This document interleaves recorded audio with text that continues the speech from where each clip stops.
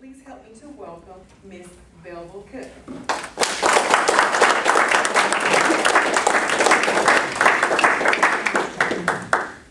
Fellow Toastmasters and our guests today, and especially my son back there, he slipped in at the last moment. This is going to be an exciting day.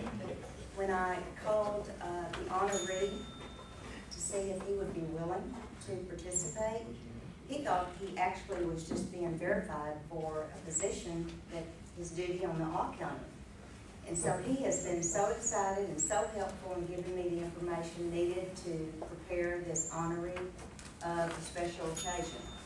Many of you were here several years ago when we celebrated John Jacobs' 50th anniversary here at High Noon Toastmasters. How many people were here? At that time, we thought that was the end of John Jacobs. But,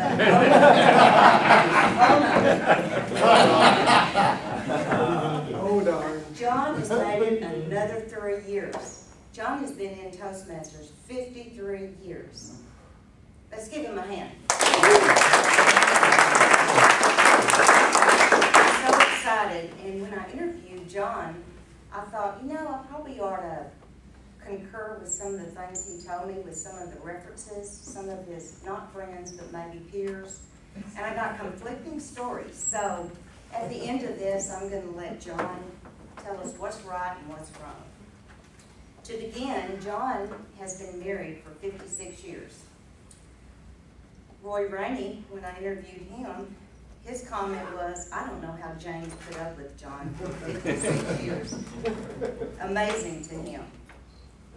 John is our Methuselah of High Noon Toastmasters. I think he is the oldest member here. In fact, he told me he was born in 1831. He's going to have a birthday this August. So let's give him another round of applause. One thing I learned from John is he has 6 children and 13 grandchildren. Now, John has more children than the national average.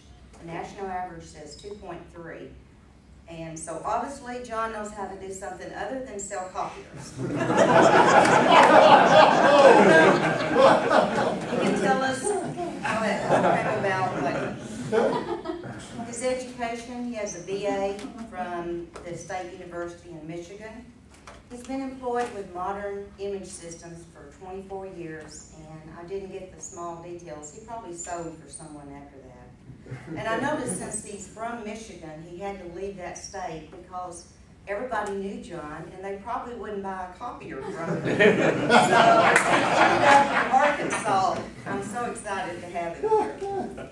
Some personal characteristics of John. He's not a Republican. He's not a Democrat.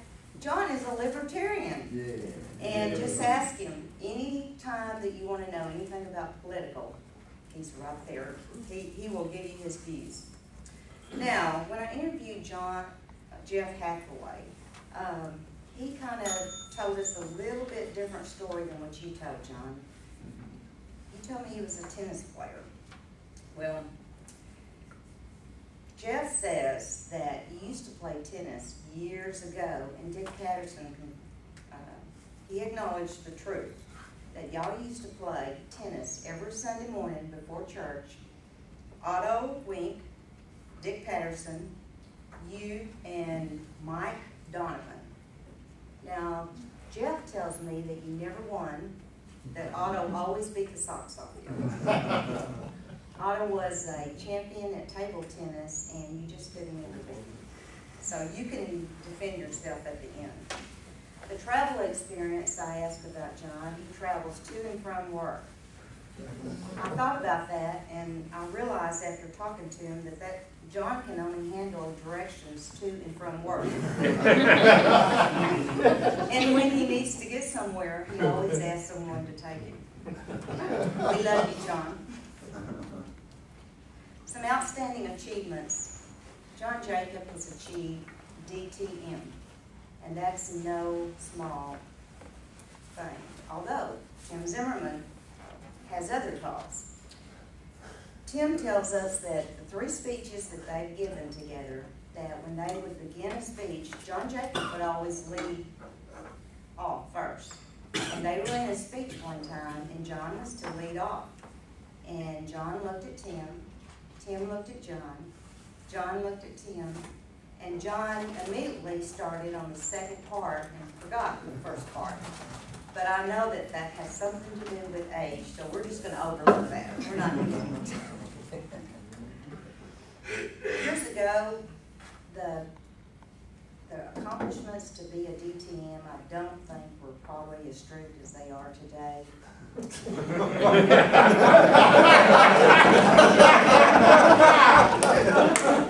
I'll let you expound on that. One of the things when John speaks, he tells his friends, "Did you bring a basket of rotten tomatoes?" And that's the one thing I didn't have time to go to the grocery store and get some tomatoes. He'd get up and tell us a few things, whether these things are true or not. His personal philosophies: he was conscripted in the U.S. Army in 1953 and won the Korean War single-handedly. Well, when John told me this, I wondered what he did with the other hand. We all know that John is Irish, and everything he says, there's no truth to it.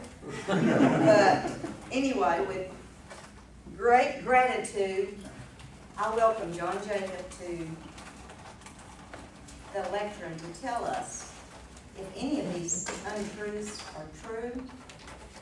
Come defend yourself.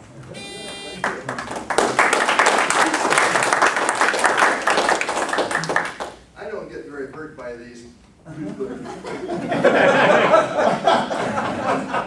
Being roasted by a part-time insurance agent and a part-time gardener, that's the pitch. She's an insurance agent. She makes you poor all your life so you can die rich. I'm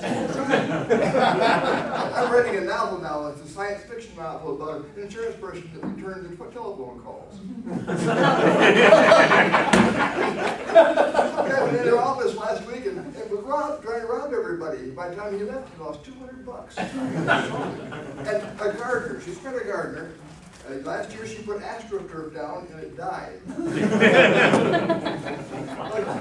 an idea of her character. We went someplace that was kind of cold, so we had coats, and we had to check our coats. We went to the meeting, got out of the meeting, and I was standing behind her as she got her coat, and she gave them a $25 tip.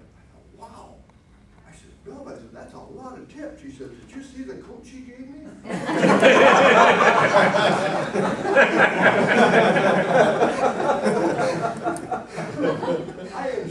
I know Toastmasters, whether I'm being roasted or I'm roasting, but I really liked it a lot. Thank you.